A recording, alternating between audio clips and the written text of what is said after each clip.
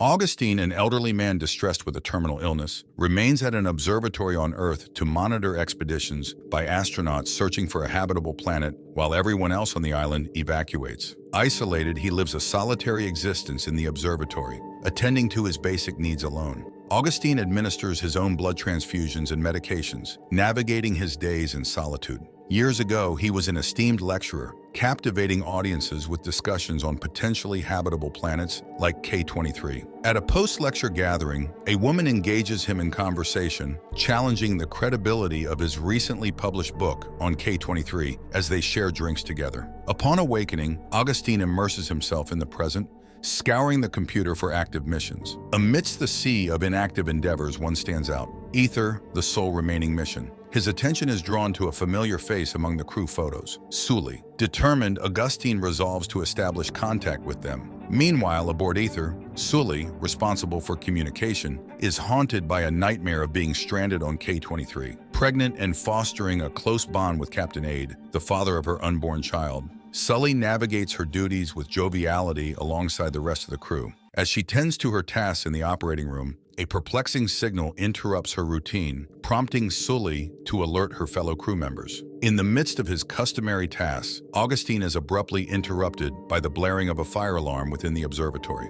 Rushing to the kitchen, he swiftly extinguishes the flames before succumbing to exhaustion and collapsing to the ground. From this new vantage point, he is startled to discover a young girl concealed beneath the sink, a distressing sight that underscores her abandonment. Augustine's attempts to summon aid via radio prove fruitless, leaving him to confront the daunting responsibility of addressing the girl's plight alone. Despite his earnest efforts to convey his limitations to her, the child remains unresponsive, communicating only through a poignant gesture, a drawing of an iris hinting at her name. Augustine persists in his attempts to establish communication with Ether, yet his efforts continue to yield no results. Despite Iris's initial desire to share his room, Augustine arranges for her to have her own space nearby. However, in the quiet of the night, Iris finds her way back to Augustine's room, where she creates a cozy sanctuary for herself in a corner. Meanwhile, Ether grapples with its own communication challenges, unable to make contact with other ships or anyone on Earth. As they return from their expedition to K23, they bring back groundbreaking news: the discovery that the planet can indeed support human life.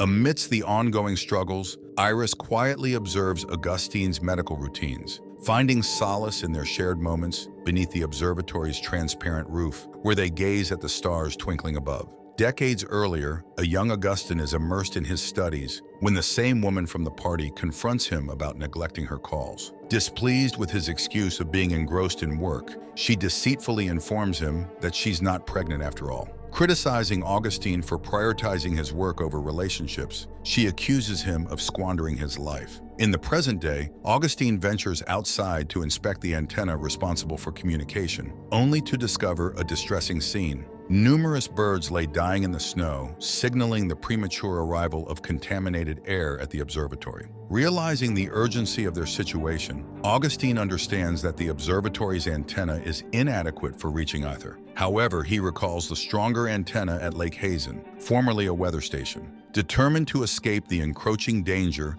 and establish contact with Ether, Augustine informs Iris that they must make the journey to Lake Hazen, their only hope of survival and communication with the mission before it's too late. Dressed in layers of heavy clothing, Augustine prepares Iris for their journey, equipping her with goggles and a breathing apparatus for protection. Emphasizing the importance of safety, he instructs her never to remove the gear under any circumstances. Gathering essential supplies from the observatory, they load them onto a jet ski and set off into the snowy expanse toward Lake Hazen. Meanwhile, aboard Ether, the crew passes the time engaging in holographic interactions with their loved ones, playing immersive video games and enjoying card games together. Suddenly, an alarm disrupts the tranquility, signaling that their ship has veered off course. Utilizing the signal from K23, they determine their precise location and chart a new course back to Earth, albeit through uncharted territory. As night falls, Augustine and Iris huddle together in a tent pitched in the snow. As Augustine and Iris continue their journey the next day, they stumble upon the wreckage of a plane. Spotting a deceased boy in one of the seats, Augustine instructs Iris to remain where she is while he investigates further. Inside the wreckage, Augustine finds mostly debris, but as he prepares to leave,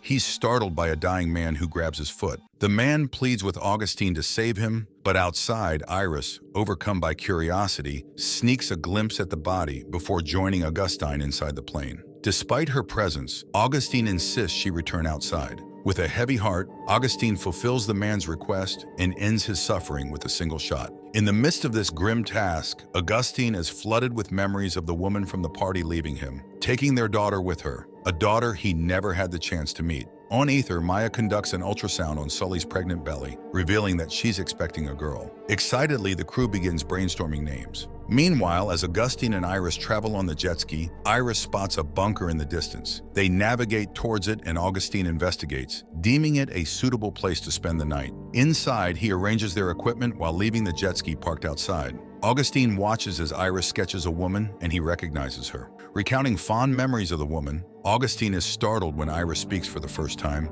asking if he loved her. That night, disaster strikes as the bunker begins to flood, sinking into the melting ice. Urging Iris to flee, Augustine hastily gathers their belongings. Escaping just in time, Augustine tries to flee on the jet ski, only for it to sink beneath the icy waters. Struggling to keep pace with their sinking jet ski, Augustine attempts to swim after it, but the icy waters close in too fast, leaving him gasping for air. Climbing back onto the ice, he finds solace with Iris as they brace themselves for the daunting journey ahead. With no other option, they trudge onward towards Lake Hazen on foot, their supplies depleted. As they press forward through a fierce snowstorm, visibility diminishes to near zero. In the midst of the blizzard, Augustine spots wolves encircling them and fires his shotgun in desperation. Amidst the chaos, he loses sight of Iris, calling out to her frantically, but she remains silent. After an exhaustive search, Augustine resigns himself to the harsh reality and collapses in the snow. To his astonishment, he sees a vision of the woman from the party, which eventually transforms into Iris. Overwhelmed with relief, Augustine embraces her tightly, grateful to have found her. The following day, they finally reach Lake Hazen and waste no time in attempting to contact Ether. Miraculously, Sully manages to pick up Augustine's signal, but their conversation is cut short as the signal becomes scrambled. Despite Augustine's attempts to explain the situation, Sully struggles to comprehend amidst the chaos. Abruptly, the alarm blares, signaling Ether's entrance into the uncharted territory of their route. The ship is bombarded by asteroids, causing severe damage and completely destroying their communication equipment. As the crew surveys the extensive damage to the ship, they conclude that rebuilding part of their communication systems is imperative. Maya, Sully, and Aid volunteer to undertake the risky task of venturing outside to make the necessary repairs. For Maya, it marks her first ever spacewalk, and her nerves are palpable as she struggles with bouts of nausea before the expedition. Once outside the safety of the ship, however, things seem to be progressing smoothly as they diligently work on the repairs. Just as they are about to return inside, the ship is suddenly bombarded by another onslaught of asteroids, throwing their mission into chaos once again. As the crew gathers to ensure everyone's safety following the asteroid onslaught, Maya emerges, shaken but seemingly unscathed. However, as she attempts to re-enter the ship, she notices droplets of blood floating up from her suit and into her helmet. Aid and Sully hastily usher her back inside, where Mitchell rushes to their aid with the medkit. With trembling hands, they remove Maya's helmet, only to be met with a distressing sight. A torrent of blood spills from her suit and into the ship, causing Maya to spiral into panic. Despite the crew's frantic efforts to stem the bleeding, the wound inflicted by the debris proves too severe, and Maya tragically succumbs to her injuries. As the crew grapples with their grief over Maya's untimely death, they are momentarily distracted by the sight of Earth, only to be confronted with a horrifying realization. The once vibrant planet appears lifeless and shrouded in radiation. Augustine regains contact with Ether, delivering the devastating news that Earth is no longer a viable landing option. He reveals that he is the sole remaining individual on the planet, with everyone else evacuated, and that there are no active missions besides theirs. The crew is crushed by the realization that they have no chance of returning home, and that their sole option is to redirect their journey back to K-23. However, Tom, fueled by the desperate need to uncover the fate of his family, boldly requests permission from Aid to use one of the re-entry pods to return to Earth. Despite the risks, Aid grants Tom's request. As Tom readies himself for his solemn journey back to Earth, Mitchell confides in him about the daughter he lost at the tender age of 4, noting the striking similarity in age between her and Maya. Touched by Mitchell's heartfelt request to accompany him, Tom agrees to bring Maya's body back to Earth. With heartfelt farewells, Mitchell and Tom bid adieu to Sully and Ode before embarking on their poignant mission in the re-entry pod. Meanwhile, Sully reaches out to Augustine, providing him with updates on the crew's decisions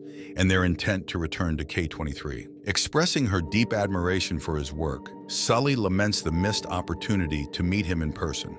Augustine inquires about her identity, to which she softly responds, Iris. Intrigued, he prompts her to paint a picture of K-23 through her words. Listening attentively, Augustine refrains from disclosing the truth, that he is her long-lost father, a fact obscured by his choice. The image of the young Iris, once thought real, fades into the realization of a hallucination, a poignant reminder of his solitude. Meanwhile, Ether plunges into a void of communication silence, severing ties with Augustine. With Ade and Sully as the sole survivors, they chart a course towards K-23, clinging to the hope of rebuilding what was lost. And with this, the movie comes to an end. Thanks for tuning in, guys.